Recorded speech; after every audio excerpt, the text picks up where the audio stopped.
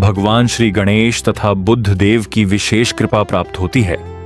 कहा जाता है कि मनुष्य के जीवन में कई बार ऐसी परेशानियां आती हैं जिनका कारण उसे समझ ही नहीं आता।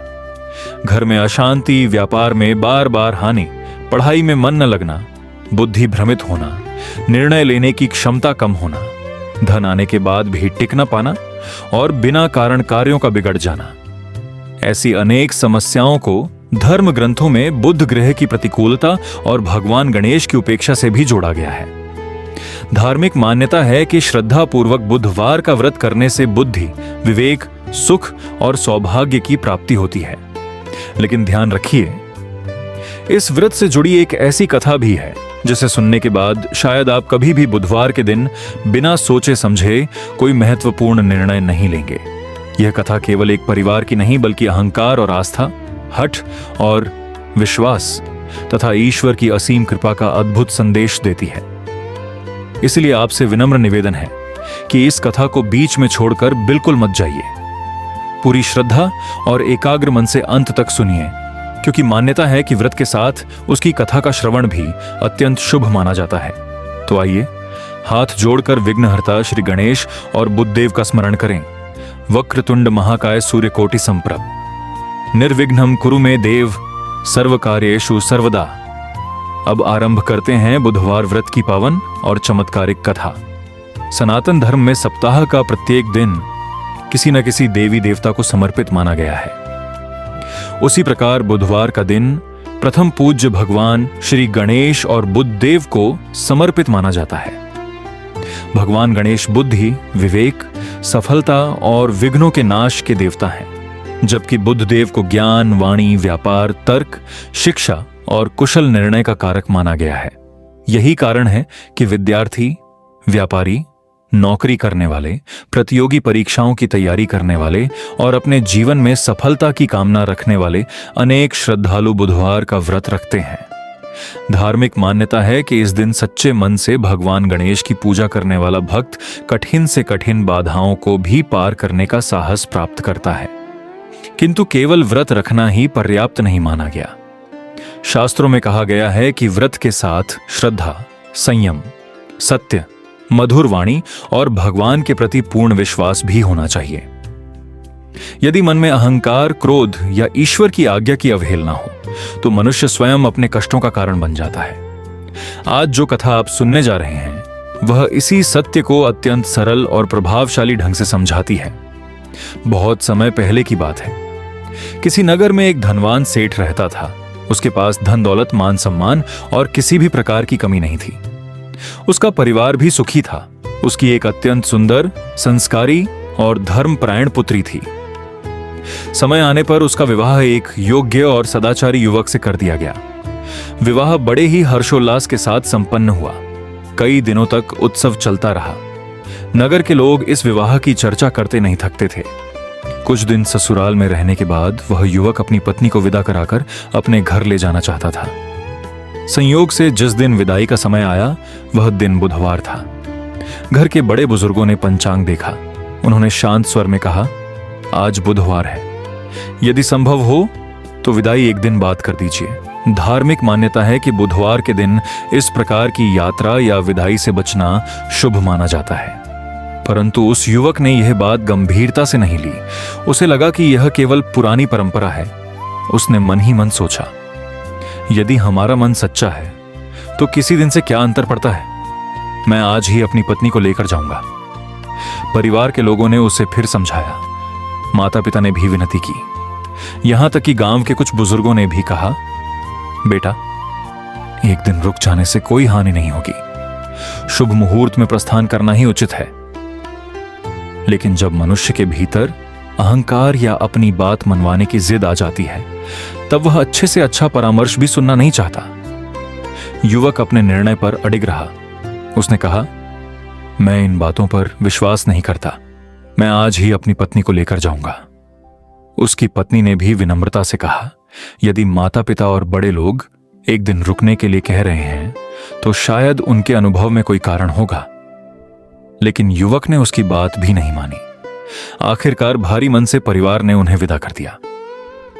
किसी को भी यह आभास नहीं था कि आगे जो होने वाला है वह उनके जीवन की दिशा ही बदल देगा।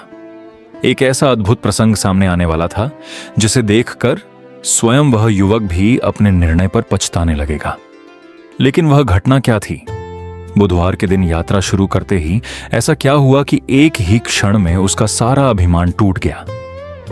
अब आगे सुनिए बुधवार व्रत की वह अद्भुत कथा जहां से भगवान की लीला प्रारंभ होती है। विवाह के बाद वह नवविवाहित दंपत्ति अपने घर की ओर चल पड़ा। दोनों के मन में नए जीवन की अनेक सुंदर कल्पनाएं थीं। मार्ग लंबा था लेकिन मौसम सुहावना था। रास्ते में पेड़ों की शीतल छाया, पक्षियों का मधुर कलरव और हल्की हल्की हवा यात्रा को सुखद बना रही थी। युवक के मन में अपने निर्णय को लेकर पूरा विश्वास था। उसे लग रहा था कि बड़े बुजुर्गों ने व्यर्थ ही बुधवार के दिन विदाई को अशुभ बताया था। वह मन ही मन मुस्कुरा रहा था और सोच रहा था, देखा कुछ भी अनिष्ट नहीं हुआ। लेकिन मनुष्य भविष्य को नहीं देख सकता। जो दिखाई नहीं देता वही कभी कभी सबसे बड़ा सत्य होता है। कुछ दूर चलने के बाद दोपहर का समय हो गया। तेज धूप के कारण दोनों को प्यास लगने लगी। तभी उन्हें मार्ग के किनारे एक सुंदर सरोवर दिखाई दिया। चारों ओर हरे भरे वृक्ष थे और शीतल जल लहरें मार रहा था। युवक ने अपनी पत्नी से कहा, तुम यहीं इस वृक्ष की छाया में विश्राम करो, मैं सरोवर से जल लेकर आता हूं। पत्नी वहीं बैठकर भगवान श्री गणेश का स्मरण करने लगी और पति के लौटने की प्रतीक्षा करने लगी। उधर युवक जल लेने चला गया, लेकिन जैसे ही वह कुछ समय बाद वापस लौटा, उसके पैरों तले की जमीन खिसक गई। उसने जो दृश्य देखा उसे देखकर उसकी आंखें आश्चर्य से फैल गईं। उसकी पत्नी उसी वृक्ष के नीचे बैठी थी, लेकिन उसके पास एक और युवक बैठा हुआ था। आश्चर्य की बात यह थी कि उस दूसरे युवक का चेहरा, वेशभूषा, आवाज और रूप रंग बिल्कुल उसी के समान था। दोनों एक दूसरे की प्रतिछाया प्रतीत हो रहे थे। यह देखकर पहला युवक क्रोध से भर उठा। वह तेजी से आगे बढ़ा और बोला, तुम कौन हो? मेरी पत्नी के पास क्यों बैठे हो? दूसरा युवक शांत स्वर में बोला, यह प्रश्न तो मुझे तुमसे पूछना चाहिए। यह मेरी पत्नी है। मैं अभी इसके साथ यहां विश्राम कर रहा था और तुम अचानक यहां आकर स्वयं को इसका पति बता रहे हो। इतना सुनते ही पहला युवक और अधिक क्रोधित हो गया। उसने कहा, झूठ मत बोलो, अभी कुछ ही देर पहले मैं जल लेने गया था, यह मेरी पत्नी है। दूसरे युवक ने भी दृढ़ता से उत्तर दिया, मैं भी यही कह रहा हूं, यह मेरी पत्नी है और मैं इसे विवाह के बाद अपने घर ले जा रहा हूं। दोनों के बीच विवाद बढ़ने लगा। बेचारी नवविवाहिता स्त्री यह सब देखकर स्तब्ध रह गई। उसने जब दोनों युवकों को देखा तो वह भी पहचान नहीं पाई कि उसका वास्तविक पति कौन है। दोनों का चेहरा एक जैसा, दोनों के वस्त्र एक जैसे, दोनों की वाणी एक जैसी, यहां तक कि दोनों को विवाह की हर घटना भी याद थी। अब वह असमंजस में पड़ गई। कुछ ही देर में वहां से गुजरने वाले राहगीर भी रुक गए। धीरे धीरे लोगों की भीड़ जमा हो गई। सबने दोनों को ध्यान से देखा, लेकिन कोई भी यह निर्णय नहीं कर सका कि असली पति कौन है। किसी ने कहा, चलो राजा के दरबार में चलते हैं, वही न्याय करेंगे। दोनों युवक इस बात पर सहमत हो गए और पूरी भीड़ के साथ राज दरबार पहुंचे। राजा न्यायप्रिय और बुद्धिमान थे। उन्होंने दोनों की बातें अलग अलग सुनी। दोनों ने विवाह की पूरी कथा एक जैसी बताई। राजा ने कई कठिन प्रश्न पूछे, लेकिन आश्चर्य की बात यह रही कि दोनों ने हर प्रश्न का उत्तर बिल्कुल समान दिया। अब स्वयं राजा भी गहरे विचार में पड़ गए। उन्होंने अपने मंत्रियों से सलाह ली, विद्वानों को बुलाया, परंतु कोई भी इस रहस्य को समझ नहीं पाया। पूरा दरबार मौन हो गया। तभी युवक के मन में पहली बार अपने माता पिता और बुजुर्गों की कही हुई बात याद आई। उसे याद आया कि सभी ने बुधवार के दिन विदाई न करने की सलाह दी थी। उसे अपनी जिद पर पछतावा होने लगा। उसका सिर झुक गया। उसने मन ही मन कहा, हे विघ्नहर्ता श्री गणेश, यदि मुझसे अहंकारवश कोई भूल हुई है तो मुझे क्षमा कर दीजिए। मैंने अपने बड़ों की बात नहीं मानी। यदि आप चाहें तो इस संकट से केवल आप ही मुझे बचा सकते हैं। कहते हैं, जब मनुष्य का अहंकार टूट जाता है और वह सच्चे मन से भगवान की शरण में जाता है, तब ईश्वर उसकी पुकार अवश्य सुनते हैं।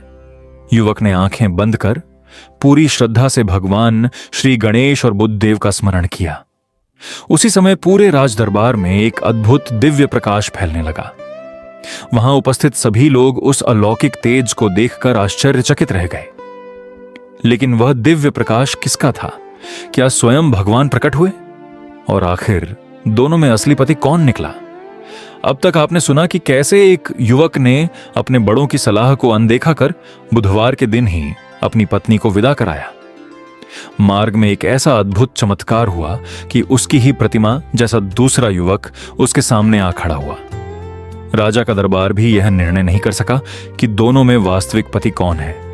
अब आगे सुनिए। राज दरबार में गहरा सन्नाटा छाया हुआ था।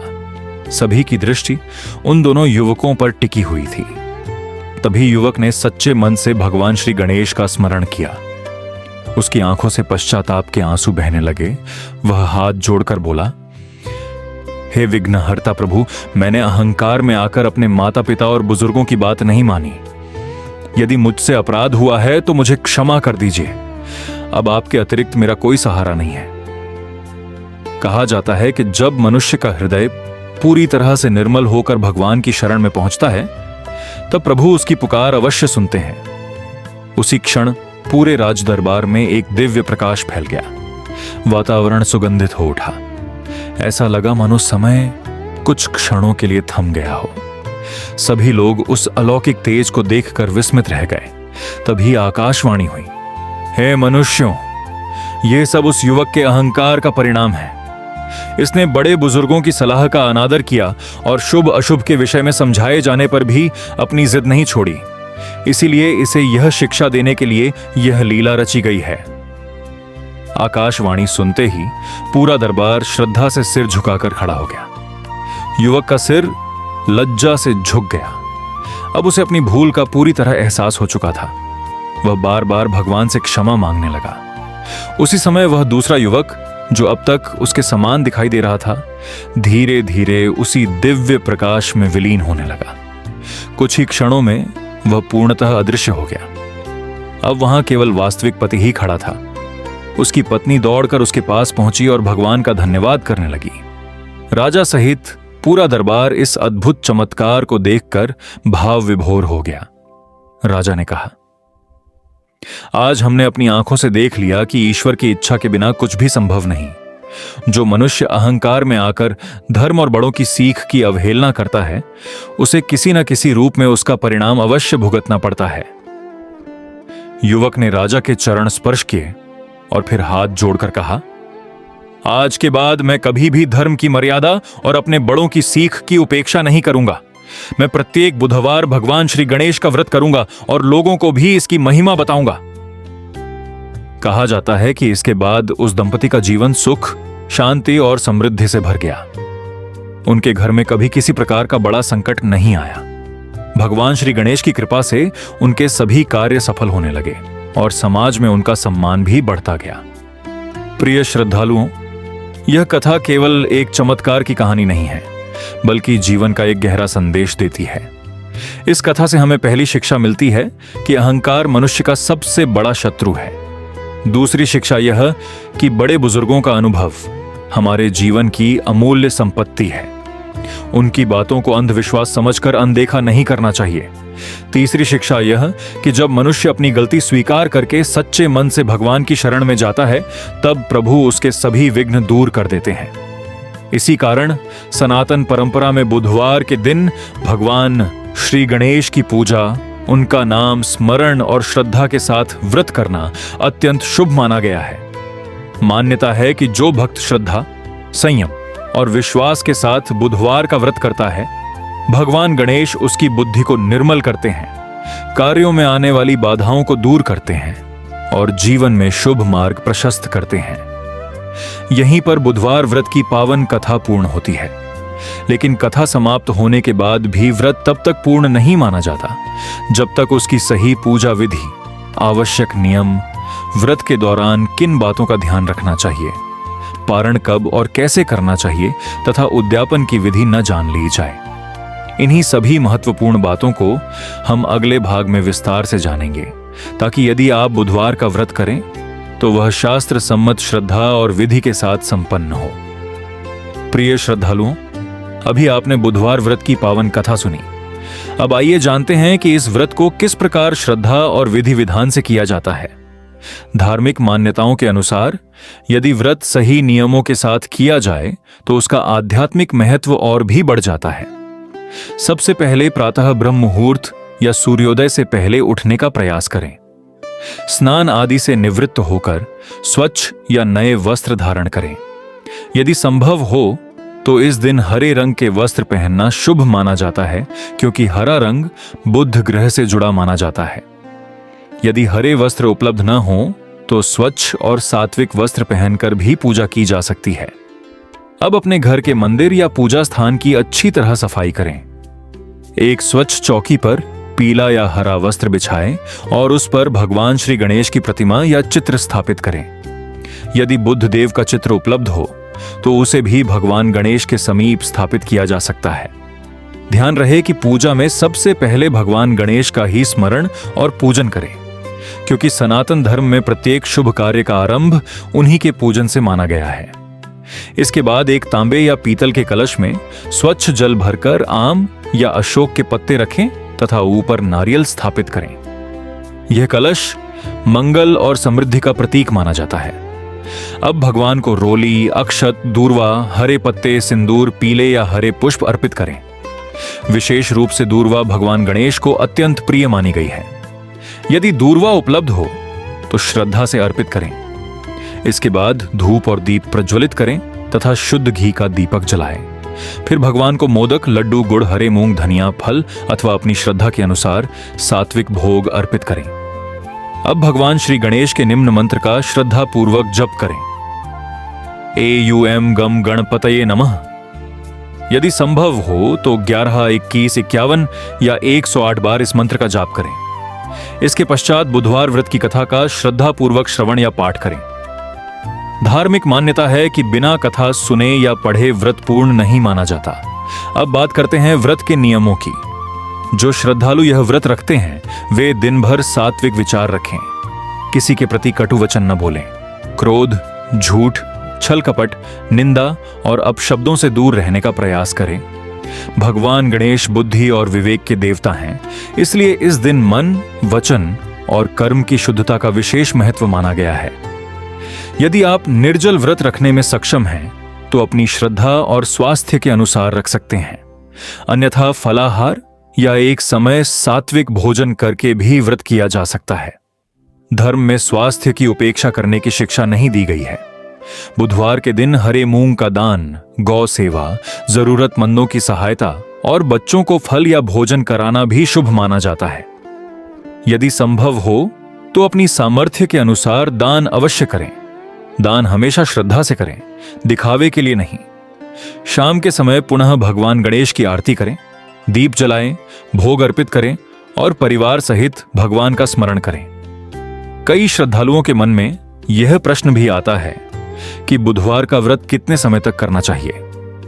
धार्मिक परंपराओं में कुछ लोग 7 बुधवार, कुछ 11 बुधवार और कुछ 21 बुधवार तक यह व्रत करते हैं, जबकि कई श्रद्धालु जीवन भर प्रत्येक बुधवार भगवान गणेश का स्मरण और व्रत करते रहते हैं। यह पूरी तरह श्रद्धा और संकल्प पर निर्भर करता है। यदि आपने निश्चित संख्या में बुधवार व्रत का संकल्प लिया है तो अंतिम बुधवार के दिन भगवान गणेश का विशेष पूजन करें। अपनी सामर्थ्य के अनुसार ब्राह्मण, गौ, किसी जरूरतमंद या बच्चों को भोजन अथवा दान दें। इसी को व्रत का उद्यापन माना जाता है।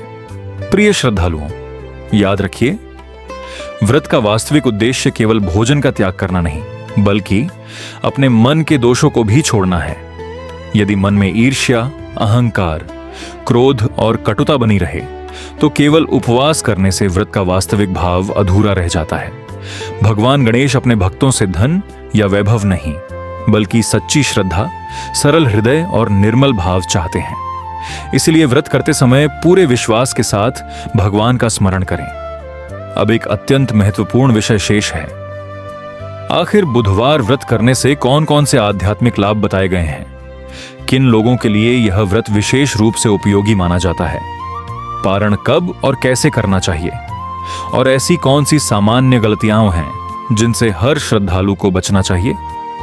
प्रिय श्रद्धालुओं, आपने श्रद्धापूर्वक बुधवार व्रत की कथा, उसका महत्व, पूजा विधि और नियमों को सुना।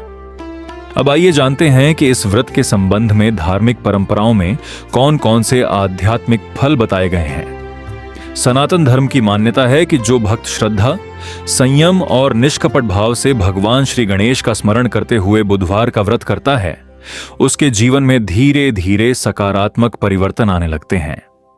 भगवान गणेश को विघ्नहर्ता कहा जाता है।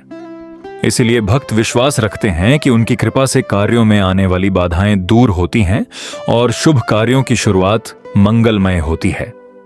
बुधवार का संबंध बुध ग्रह से भी माना जाता है। धार्मिक परंपराओं में बुध ग्रह को बुद्धि, वाणी, तर्क, शिक्षा, व्यापार और विवेक का कारक माना गया है। इसलिए विद्यार्थी, शिक्षक, व्यापारी, लेखक, वक्ता तथा ज्ञान के क्षेत्र से जुड़े अनेक श्रद्धालु इस दिन विशेष पूजा अर्चना करते हैं और भगवान से सद्बुद्धि तथा सही निर्णय लेने की शक्ति की प्रार्थना करते हैं। लेकिन एक बात सदैव स्मरण रखिए, भगवान केवल उपवास से प्रसन्न नहीं होते। उन्हें सबसे अधिक प्रिय है सच्ची श्रद्धा, विनम्रता, सत्य, दया और सेवा का भाव। यदि कोई व्यक्ति दिन भर भूखा रहकर भी दूसरों को कष्ट पहुंचाए, कटु वचन बोले या छल कपट करे, तो व्रत का वास्तविक उद्देश्य अधूरा रह जाता है।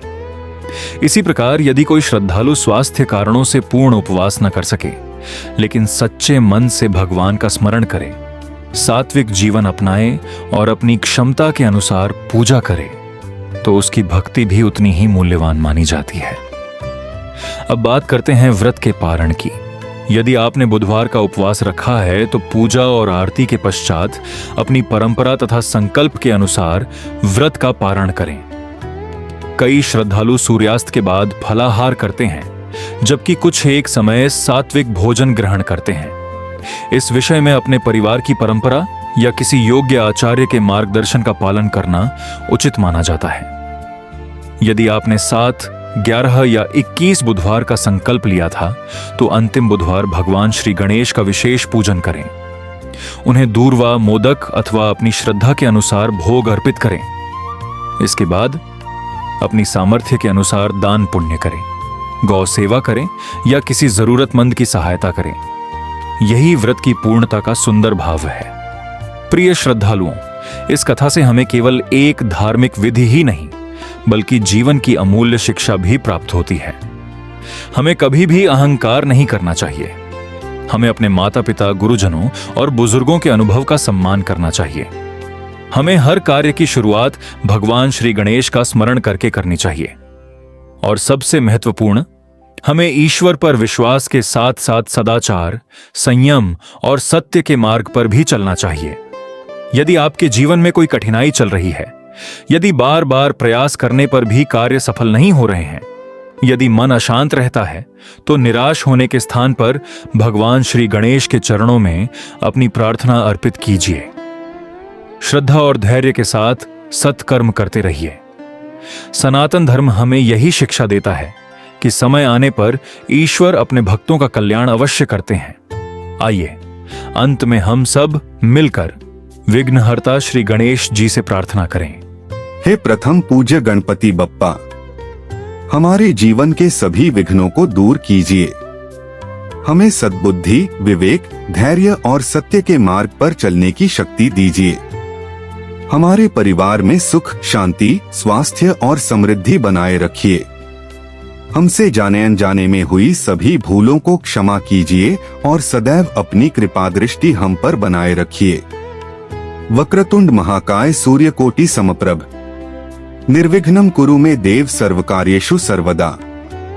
यदि आपने पूरी श्रद्धा से बुधवार व्रत की यह कथा सुनी है, तो भगवान श्री गणेश से मन ही मन अपनी मनोकामना अवश्य कहिए। धार्मिक मान्यता है कि सच्चे मन से की गई प्रार्थना प्रभु तक अवश्य पहुंचती है। यदि यह कथा आपको अच्छी लगी हो, तो वीडियो को लाइक और हमारे चैनल को सब्सक्राइब करें और इसे अपने परिवार और मित्रों के साथ अवश्य साझा करें, ताकि अधिक से अधिक श्रद्धालु भगवान श्री गणेश की महिमा का श्रवण कर सकें। अगली पावन कथा में फिर मिलेंगे। बोलिए विघ्नहर्ता श्री गणेश भगवान की जय। बुद्धदेव महाराज की जय। सभी श्रद्धालुओं को श्री गणेश जी का शुभ आशीर्वाद प्राप्त हो। इति श्री बुधवार व्रत कथा संपूर्णम।